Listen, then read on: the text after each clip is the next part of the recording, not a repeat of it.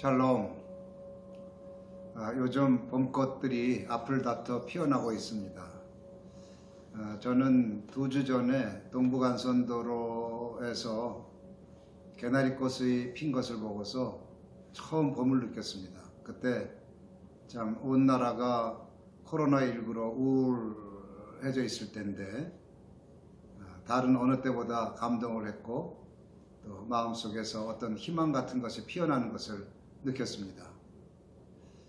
이제 그 개나리를 보자마자 며칠 간격으로 꽃들이 막 눈에 들어오는 거예요. 그 다음에 벚꽃이 피어나는 것을 보았고 또 며칠 후에는 이제 목련도 피어난 것을 보았습니다. 지난주에는 주일 예배 드리고 오후에 산을 올랐는데 하산길에 거의 다 내려왔는데 진달래가 보였습니다. 진달래도 피었네. 마음속으로 그렇게 웅얼거리는 순간 마음속에서 어떤 뭔가가 뜨거운 것이 울컥 솟아오르는 것을 느꼈습니다. 참 기뻤는데도 이상하게 좀 슬펐어요. 그러면서 한 10여 년 전에 기억 하나가 떠올랐습니다. 나가사키 교회 연합으로 관상기도 이제 소개하러 갔었는데 이제 모든 일정을 마치고 있지 않습니까? 그 유명한 그 침묵의 저자 엔도 슈샤쿠 기념관을 방문했습니다. 여기저기를 둘러보다가 침묵의 비라고 하는 곳에 이르렀습니다. 침묵의 비는 저 멀리 바다를 배경으로 아주 소박하게 자리하고 있었습니다. 근데 그 침묵의 비에 새겨져 있는 글귀를 읽었을 때 마음이 먹먹해지면서 한동안 자리를 뜰 수 없었습니다. 그 침묵의 비에는 이런 문장이 적혀 있었습니다. 인간은 이토록 슬픈데 주여, 바다는 너무도 푸릅니다. 인간은 이토록 슬픈데 주여, 바다는 너무도 푸릅니다.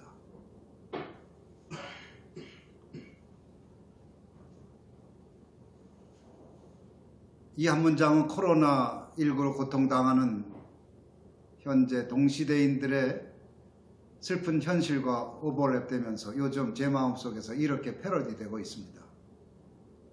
인간은 이토록 슬픈데 주여, 벚꽃은 너무도 흐드러지게 피었습니다. 세상은 이토록 슬픈데 주여, 진달래는 너무도 붉습니다. 이렇게 상반되는 감정을 가리켜서 상반되는 감정이 중첩되는 것을 가리켜서 반대 감정 병존, ambivalence라고 합니다. 저는 이러한 반대 감정 병존을 종료주일 때마다 느낍니다.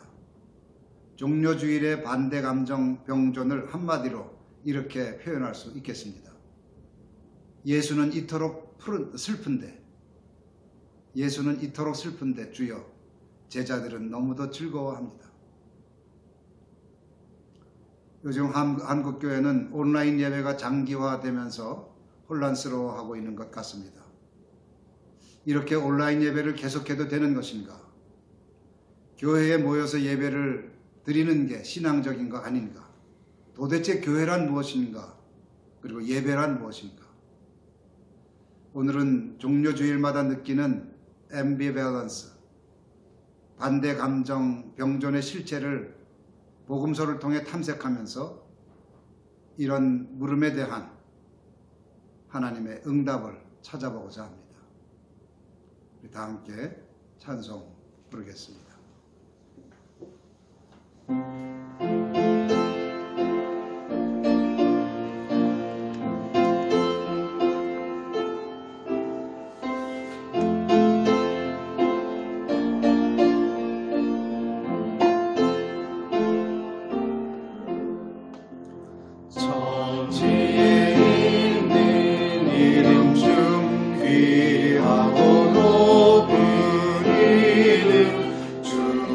주나시기 전 지으신 구주의 이름 예수 주 앞에 내가 엎드려 그 이름 찬송함은 내 귀에 들린 말씀 중 귀하신 이름 예수 주 십자가에 달릴 때 명패에 쓰인 대로 저 유대인의 왕이여 곧 우리 왕이시라 주 앞에 내가 엎드려 그 이름 찬송하며 내 귀에 들린 말씀 중 귀하신 이름 예수 지금도 살아계셔서 언제나 하시는 일 나 같은 죄인 부르사 참 소망 주시도다 주 앞에 내가 엎드려 그 이름 찬송하며 내 귀에 들린 말씀 중 귀하신 이름 예수 주 예수께서 영원히 어제나 오늘이나 그 이름으로 우리에게 장목을 내리신다 주 앞에 내가 엎드려 그 이름 찬송하며 내 귀에 들린 말씀 중 귀하신 이름 예수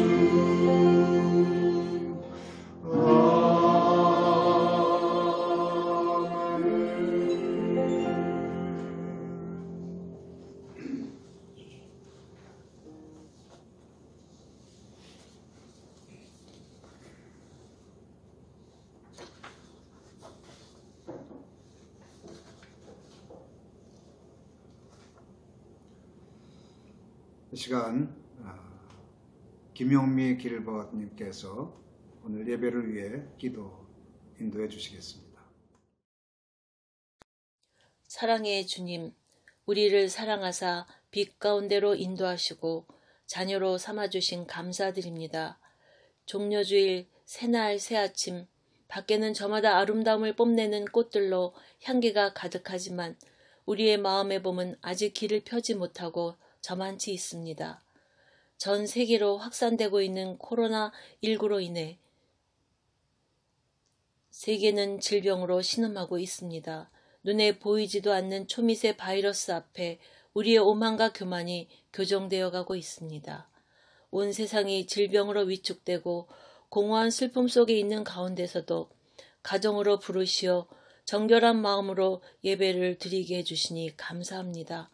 비록 주님의 성전에 함께 예배를 드리지 못하고 각자의 처소에서 영상 예배를 드리게 되었지만 지난날 우리들이 행한 모든 일들을 점검하며 호흡하는 생명을 허락하신 주님께 감사드립니다. 무심히 지냈던 시간들이 감사가 넘치는 생활이었음을 이제야 깨닫고 있습니다. 사회적 거리는 멀어도 마음으로 연결된 은명 식구들의 마음은 말씀과 묵상을 통해 더욱 가까워지고 있음에 감사합니다. 주님께서 우리의 마음속에 뿌려주신 고귀한 생명의 씨앗을 창조된 뜻대로 성장시켜 만물이 소생하듯 진리의 숲을 이루게 인도하옵소서.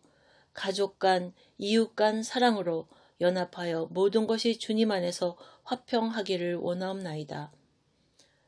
코로나19라는 전례 없는 장기적 재난으로 인해 경제가 침체되고 긴 휴업 사태로 사상 초유의 온라인 계약을 해야 하는 교육 현장도 시행착오를 겪고 있는 현실이 안타깝습니다. 아무도 예측할 수 없는 이 현실에서 일을 맡은 모든 분들은 권력에 대한 욕심과 자신의 이익을 내세우기보다 지혜를 모아 장기적인 대책을 세워 공정하게 모든 일이 이루어지기를 간절히 기도합니다. 이런 혼란 속에서도 이 나라를 이끌어갈 정치 지도자들을 선출하는 선거가 다가오고 있습니다. 권력의 눈치를 보기보다 말씀 앞에 정직한 자가 나오길 원합니다.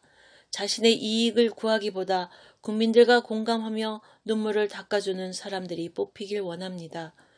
국민과의 약속을 쉽게 저버리지 않고 약속을 끝까지 지켜나가는 소임을 중하게 여기는 사람들이 많이 나오게 하옵소서. 반드시 정의가 바로 세워지고 진리가 피어나는 진정 국민이 살기 좋은 나라가 되도록 주께서 인도하시고 우리를 이끌어 주옵소서. 더불어 확진자들을 치료하는 지칠 대로 지친 의료진, 방역과 선별소에서 일하시는 분들에게 힘을 주시고 함께 수고하시는 모든 분들과 가족들에게 주님의 충만한 사랑과 돌보심이 넘치기를 원합니다. 오늘도 조용한 성전을 지키며 예배와 말씀을 준비하신 두 목사님께 복의 복을 더하사 영상을 통해 우리 운명의 벗들과 또한 함께하는 모든 분들에게 기쁨으로 전해지게 하옵소서. 흩어진 운명의 벗들이 한자리에 모여 함께 찬양하며 떡을 떼어 나누고 말씀을 함께하는 즐거움을 누릴 수 있는 달을 하루속히 오기를 기대합니다. 사순절을 보내고 종료주의를 맞은 운명의 벗들의 가정마다 하나님의 돌보심에 감사하며 예수 그리스도의 이름으로 간절히 기도드립니다. 아멘. 오늘 하나님께서 우리에게 주시는 말씀은 마가복음 11장 1절부터 2절, 7절부터 17절, 13장 1절부터 2절입니다. 다 함께 교독하겠습니다.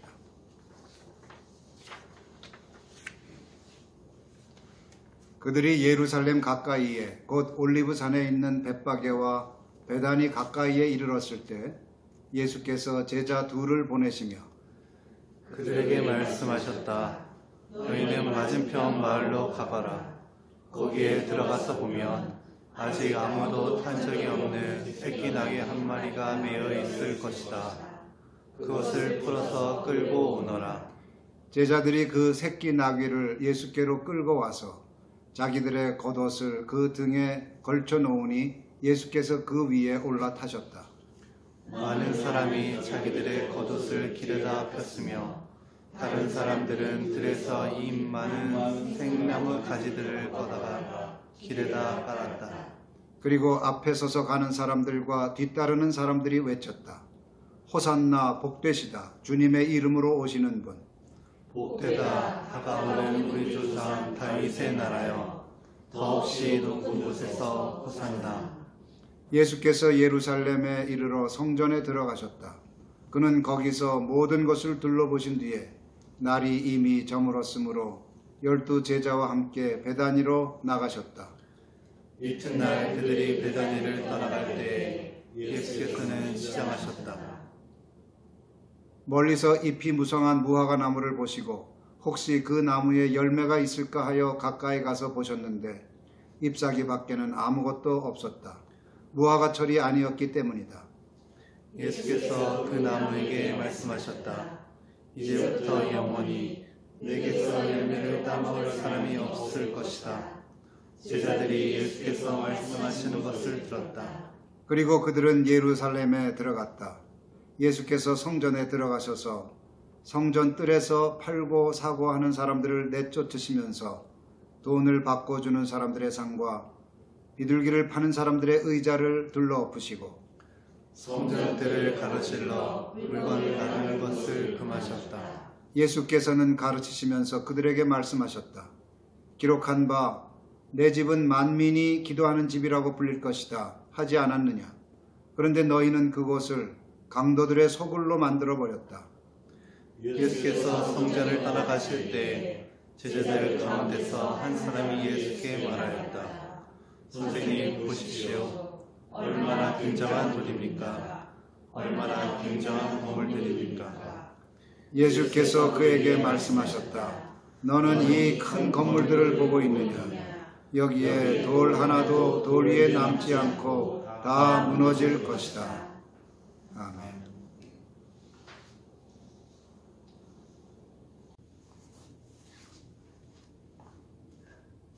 종려주일입니다. 종려주일에 가정에서 예배드리는 길벗 여러분께 그리스도의 평화가 함께 하시기를 바랍니다. 종려주일에 읽는 오늘의 복음은 예수의 예루살렘 입성이라고 알려진 본문입니다. 예수님은 개선장군의 백마가 아니라 이웃집에서 빌려온 새끼 나귀를 타셨습니다. 나귀 위에는 멋진 문양이나 장식이 새겨진 안장이 아니라 제자들이 입고 있던 땀내 나는 겉옷을 깔았습니다. 길은 호화로운 양탄자가 아니라 사람들의 평상복으로 뒤덮였습니다. 왕을 위한 의전치고는 참으로 초라했습니다. 의전은 초라해도 분위기만큼은 흥겨웠습니다. 사람들이 외치는 소리가 들렸습니다. 호산나 복되시다. 주님의 이름으로 오시는 분. 복되다. 다가오는 우리 조상 다윗의 나라요. 우리는 흔히 예루살렘 시민들이 예수님을 환호했다고 생각합니다. 하지만 성경은 앞에 서서 가는 사람들과 뒤따르는 사람들이 외쳤다고 기록합니다. 앞에 서서 가는 사람들과 뒤따르는 사람들이 외쳤다. 예루살렘 시민들이 아니라 예수 일행들, 예수 측근들이 외친 것입니다. 그래서 누가복음은 제자의 온 무리가 기뻐했다. 이렇게 전하고 있습니다. 제자의 온 무리.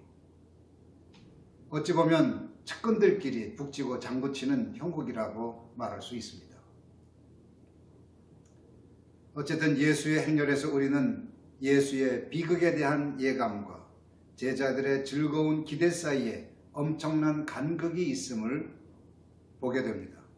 예루살렘에 입성하시기 전에 예수님께서는 가이사랴 빌립보 지방을 제자들과 함께 지나시면서 제자들에게 두 가지를 분명히 말씀하셨습니다. 첫째는 자기가 예루살렘에서 고난을 당할 것이라는 것. 그것도 3번씩이나 예고하셨습니다. 그런데 제자들은 호산나 복되시다 하며 즐거워하는 것입니다. 그야말로 예수는 이토록 슬픈데 주여, 제자들은 너무도 즐거워합니다. 예수는 이토록 슬픈데 주여, 제자들은 너무도 즐거워합니다. 라는 탄식이 절로 나옵니다. 또 예수님은 제자들에게 두 번째로 자기가 다윗의 나라와 전혀 상관이 없음을 분명히 밝혔습니다.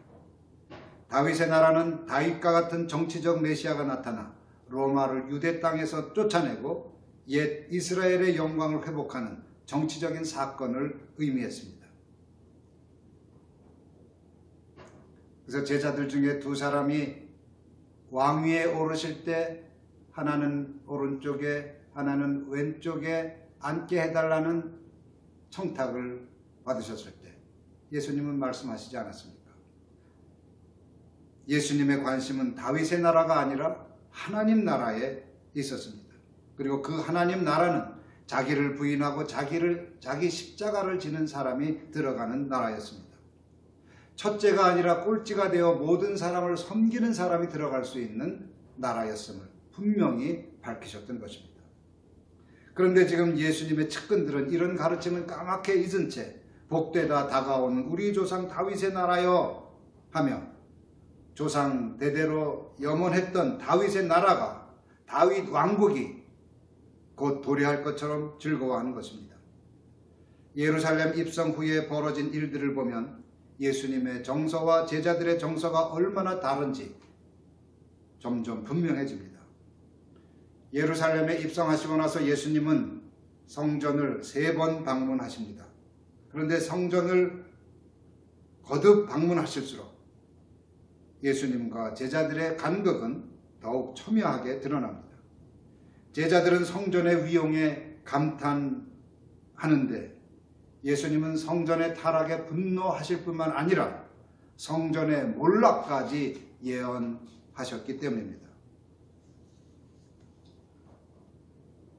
예수님의 첫 번째 성전 방문은 예루살렘 입성하신 바로 그 직후에 일어납니다. 그런데 분위기가 별로 좋지 않습니다. 냉랭하다거나 할까, 싸하다거나 할까, 예수님은 성전에 들어가셨으면서도 기도도 하지 않으십니다. 예배도 드리지 않으십니다. 그저 모든 것을 둘러보실 뿐이었습니다. 지극히 관찰자적인 태도로 성전에서 일어나는 일들을 냉담하게 주시하시는 것입니다. 첫 번째 방문은 그게 다였습니다. 그러다 날이 저물었고 베다니에 있는 숙소로 돌아가셨습니다. 다윗 왕국에 대한 제자들의 인간적인 기대와 들뜬 마음과는 달리 성전에서는 다윗 왕국이, 다윗의 나라가 임했다는 선언문 낭독도 없었고 왕의 즉위식도 없었습니다. 너무도 싱겁게 끝나고만 하루였습니다. 이튿날 예수님은 두 번째로 성전을 방문하십니다. 이때 소위 말하는 성전 정화 사건이 일어났습니다. 첫 번째 방문하셨을 때의 그 방관자적인 태도와는 다르게 예수님은 격렬하게 분노를 터뜨리십니다. 상인들을 내쫓았습니다. 환전상들과 비둘기 파는 사람들의 상을 뒤엎으셨습니다. 또한 예수님은 성전뜰을 가로질러 물건을 나르는 것을 금하셨습니다. 성전뜰을 가로질러 물건을 나르는 것, 이것을 금하셨습니다. 여기서 물건은 종교의식에 사용되는 제기를 뜻합니다. 한마디로 예수님은 성전에서 벌어지는 형식적인 종교의식을 금한 것입니다. 이러한 예수님의 행동은 부를 위해 성전을 상업적 거래 장소로 이용하고 형식적인 종교의식으로 그것을 합리화하다 욕망과 야합한 성전 체제를 부정한 것입니다. 욕망과 야합한 성전 체제, 이것을 부정한 것입니다. 그러면서 하신 말씀이 다음과 같은 일갈입니다. 내 집은 만민이 기도하는 집이라고 불릴 것이라고 하지 않았느냐. 그런데 너희는 그것을 강도의 소굴로 만들어버렸다. 내 집은 만민이 기도하는 집이라고 불릴 것이다 하지 않았느냐. 그런데 너희는 그것을 강도의 소굴로 만들어버렸다. 기도하는 집이 강도의 소굴로 변했다는 것은 유대인들의 정체성의 원천이었던 성전 신앙에 대한 근본적인 문제제기였습니다.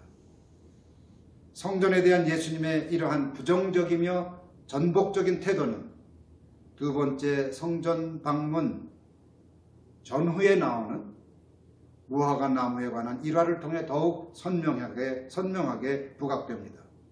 그 무화과 나무에 관한 일화는 이렇습니다. 이제 예수님 일행이 두 번째로 성전을 방문하기 위해 길을 걷고 있을 때 예수님은 시장길을 느끼셨습니다. 저 멀리 잎이 무성한 무화과 나무가 보였습니다. 열매를 얻을까 하여 가까이 가보았지만 열매는 없고 잎사귀밖에 아무것도 없었다. 잎사귀밖에 아무것도 없었다고 성경은 기록합니다. 그러자 예수님은 무화과 나무를 저주하셨습니다. 이제부터 영원히 내게서 열매를 따먹을 사람이 없을 것이다. 이제부터 영원히 내게서 열매를 따먹을 사람이 없을 것이다.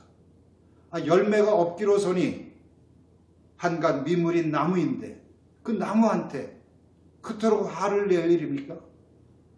그리고 성경은 아직 무화과철이 아니라고까지 하는데 도대체 예수님은 무슨 억하심정이 있어서 무화과 나무에 도대체 무슨 불만이 있어서 그렇게 저주까지 하셔야 했던 것일까요? 제자들은 예수님께서 그렇게 화를 내시는 것을 이제까지 본 적이 없습니다. 그런데 무화과 나무를 저주하시다니 무슨 까닭에서였을까요?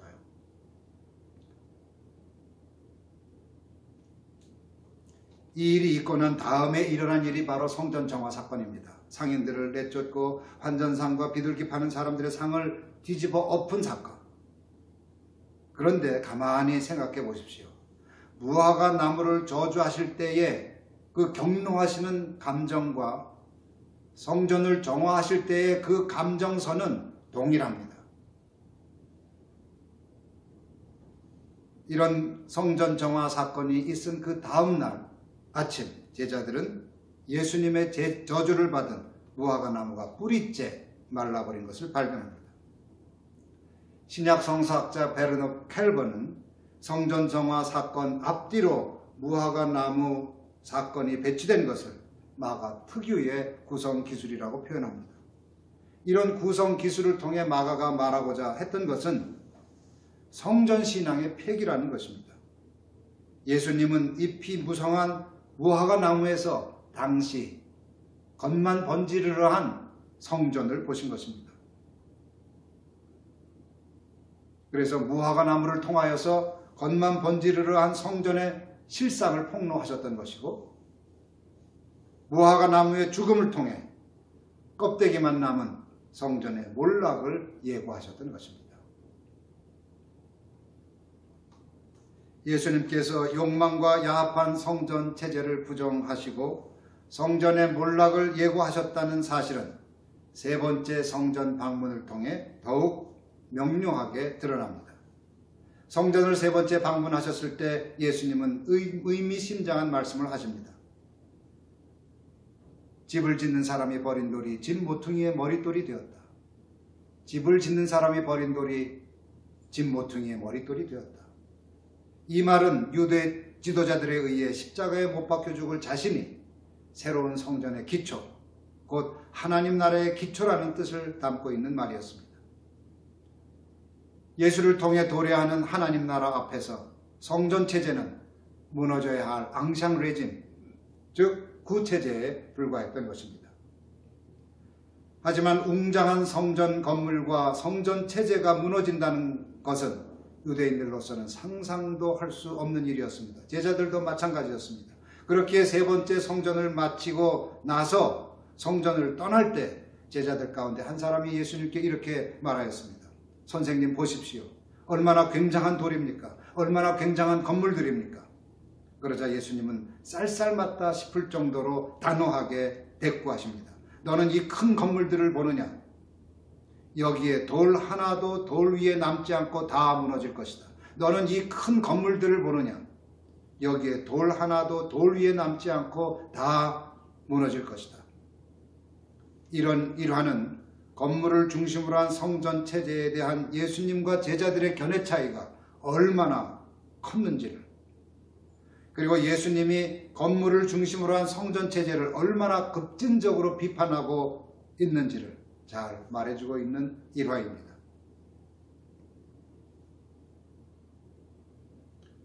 그러면 예수님께서 생각하시는 새로운 성전은 어떤 것이었을까요? 그것은 돌로 지은 웅장한 건물이 아니었습니다.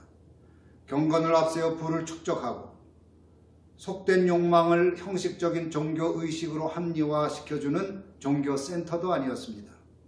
예수께서 생각하신 새로운 성전은 성전 정화 사건 후에 있었던 유대인들과 예수님의 대화를 통해 파악할 수 있습니다.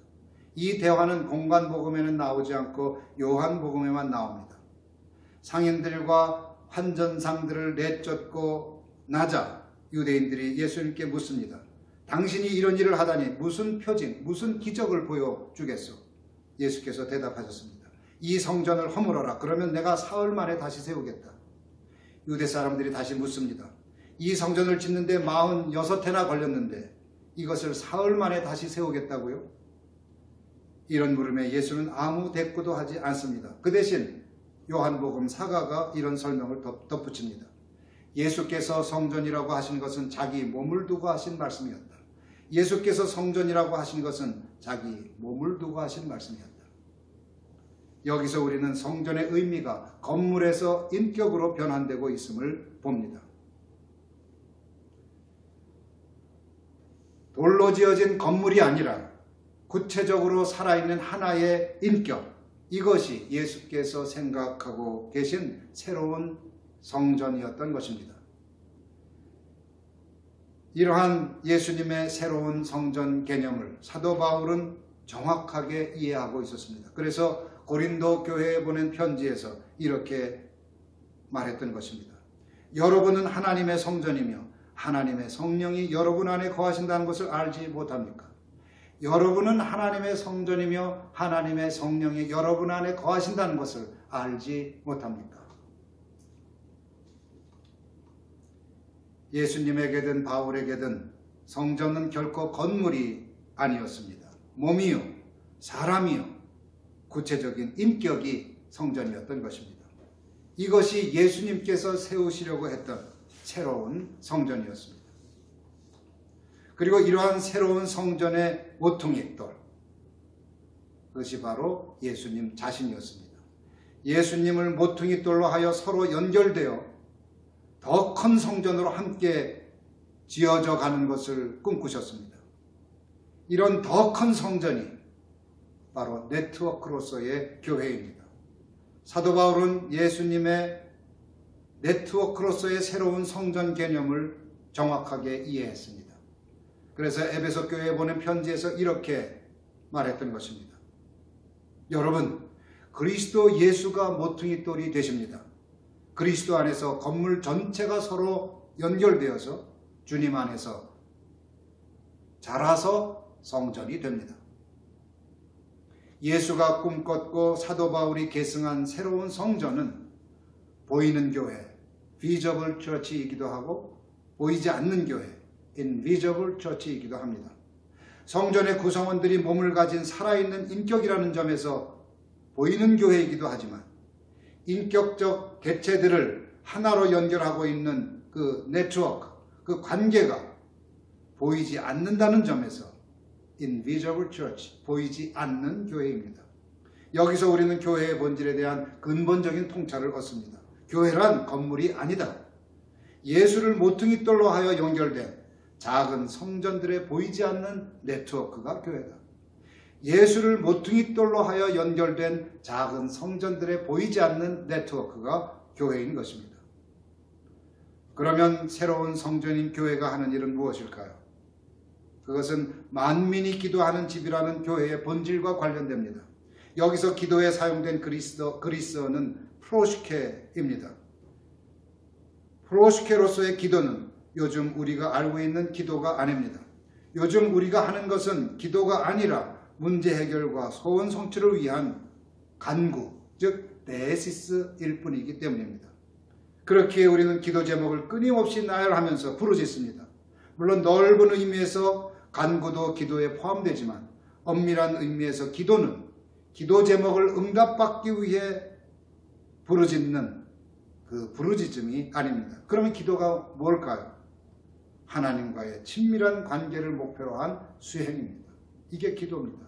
하나님과의 관계, 깊은 관계, 친밀한 사귐, 이것이 기도의 목표입니다. 교회가 하는 일은 바로 이러한 기도를 하게 하는 것입니다. 교회가 하는 일의 으뜸은 전도이기 전에, 봉사이기 전에 하나님과의 관계가 더욱 친밀해지고 깊어지도록 돕는 것입니다. 그래야 마음과 목숨과 힘과 뜻을 다하여 하나님을 사랑할 수 있기 때문입니다. 그리고 그때라야 하나님의 나라, 즉 하나님의 통치가 이루어지기 때문입니다. 그리고 이때 마침내 교회는 진정한 그리스도의 교회가 됩니다. 왜냐하면 예수님이야말로 하나님과의 친밀한 관계를 도모하셨고 하나님을 목숨 걸고 사랑하셨기 때문입니다. 사랑하는 길거리 여러분, 요즘 코로나19가 급격히 확산되면서 사회적 거리두기의 일환으로 우리는 온라인 예배를 드리고 있습니다. 처음 겪는 일이라 많은 사람들이 혼란스러워하는 것 같습니다. 그런데 처음 겪는 일이기 때문이기도 하지만 교회 건물을 중심으로 한 그동안의 교회 시스템이 해체되고 있기 때문이기도 합니다. 교회에 모여서 예배하지 않는 것을 불신앙으로 여기는 일부 목회자들과 신자들의 경직된 사고방식은 혼란을 더욱 가중시키는 것 같습니다. 코로나19는 오늘날의 교회에 근본적인 질문을 던지고 있습니다. 교회에 모여 예배를 드리는 게 신앙적일까? 온라인 예배를 드리는 게 옳은 것일까? 앞에서 우리는 예수께서 3번의 성전 방문을 통해 성전 건물을 중심으로 한 욕망과 야합한 성전 체제의 몰락을 예언하셨음을 살펴보았습니다. 그리고 예수님은 새로운 성전의 도래를 주창하셨습니다.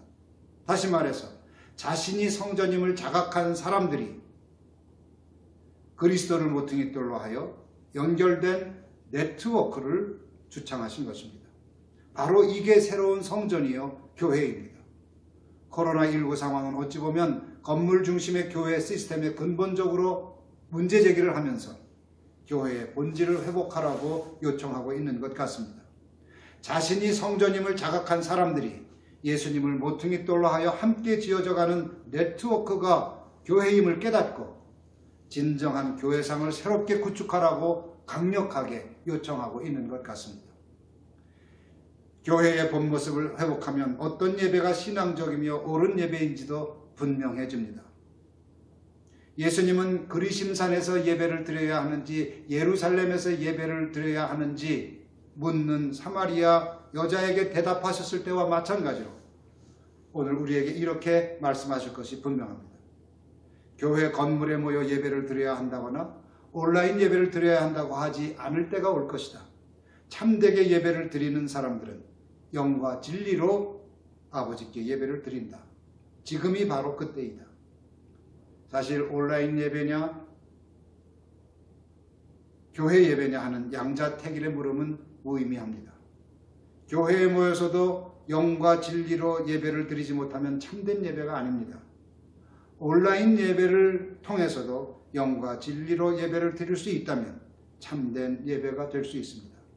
중요한 것은 교회 예배냐 온라인 예배냐의 양자택일이 아니라 나 자신이 성전이라는 사실을 자각하는 것입니다. 그리고 그리스도를 모퉁이 돌로 한 네트워크를 통해 더 큰 성전으로 지어져 가는 것입니다. 요즘 우리는 일상의 공간에서 예배를 드리고 있습니다. 이것은 매우 소중한 경험입니다. 일상의 공간을 예배처소로 만드는 훈련이며 일상을 예배화하는 훈련이기 때문입니다. 일상의 예배화가 진실하게 이루어진다면 코로나19의 위기는 썬데이 크리스천을 에브리데이 크리스천으로 성숙시키는 좋은 기회가 될 수 있습니다.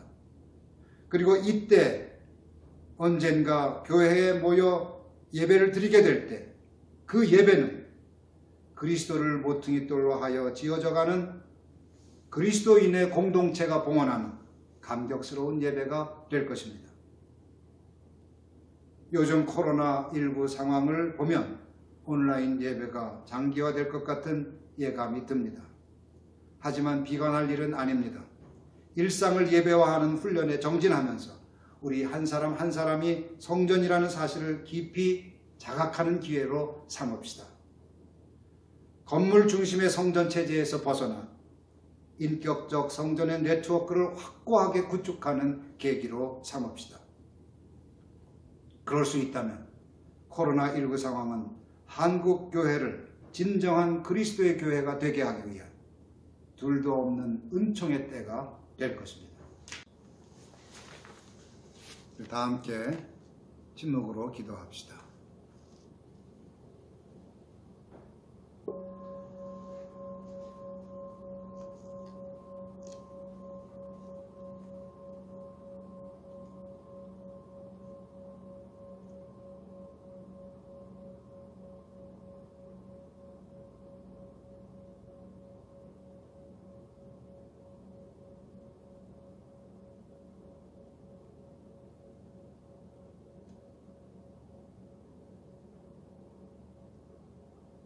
우리는 사순절에 예수님의 고난을 묵상합니다.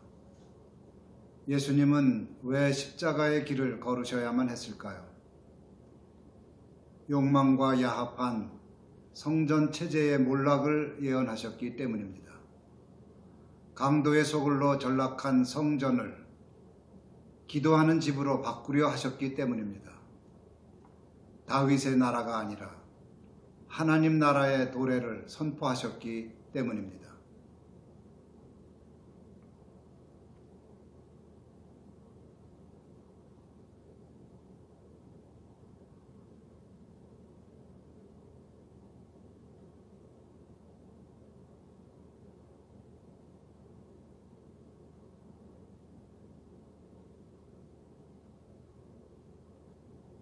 사순절에 그리고 종료주일과 종료주일 이후에 시작되는 고난주간에 우리가 예수님의 고난에 동참한다는 것은 무슨 뜻일까요? 우리 자신이 성전이라는 사실을 깨닫고 건물 중심의 욕망과 야합한 성전 체제를 해체하는 것입니다. 그리스도를 모퉁이 돌로 한 인격적 성전의 네트워크를 확고하게 구축하여 더 큰 성전으로 지어져 가는 것입니다. 일상의 예배화를 통해 우리 자신의 내면을 먼저 강도의 소굴이 아니라 기도하는 집으로 변형시키는 것입니다. 세속에서의 성공을 의미하는 다윗의 나라가 아니라 하나님의 통치와 다스림을 의미하는 하나님 나라를 우리 내면으로부터 관계를 통하여 일상 곳곳으로 확장하는 것입니다.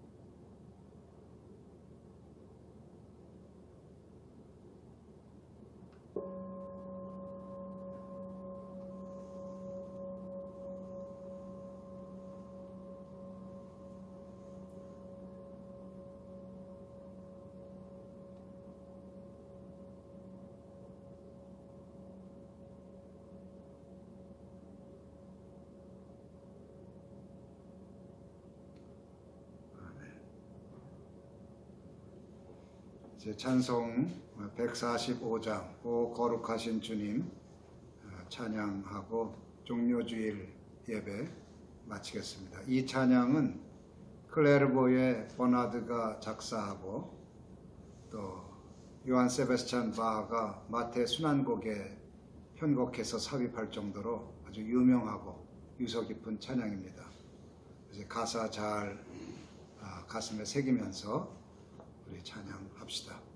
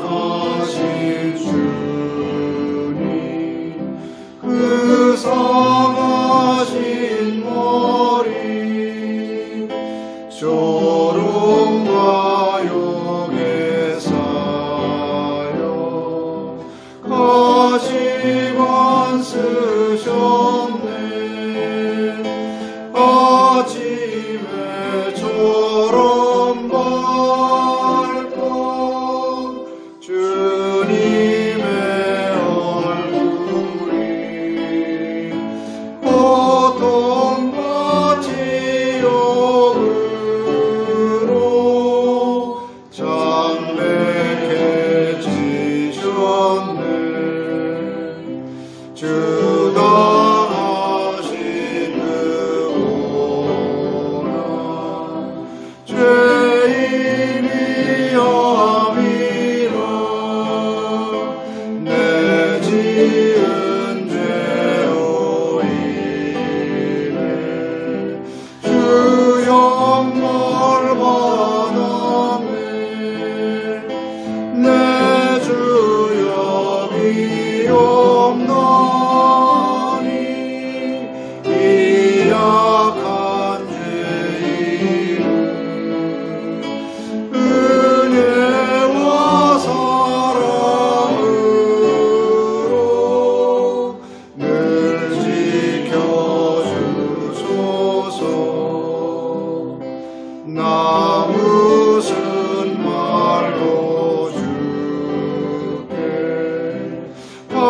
감사드리려 끝없는 주의 사랑 한없이 고마워 보잘것없는 나를 주의 것 삼으사 주님만 사랑하며 나 살게 하소서.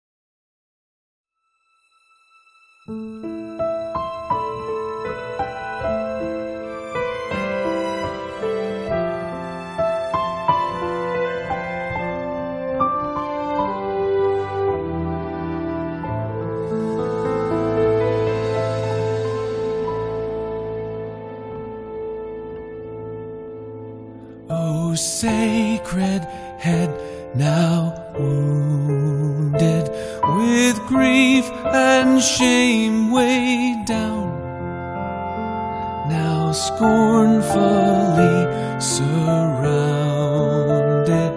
with thorns, thine only crown. How pale thou art with anguish, with sore abuse and scorn. How does that visage languish, which once was bright as morn?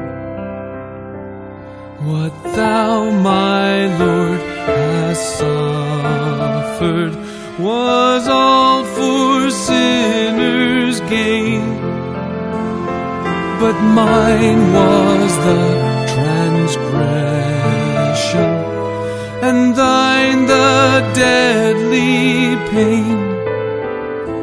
Lo, here I fall, my Savior, 'tis I deserve thy place.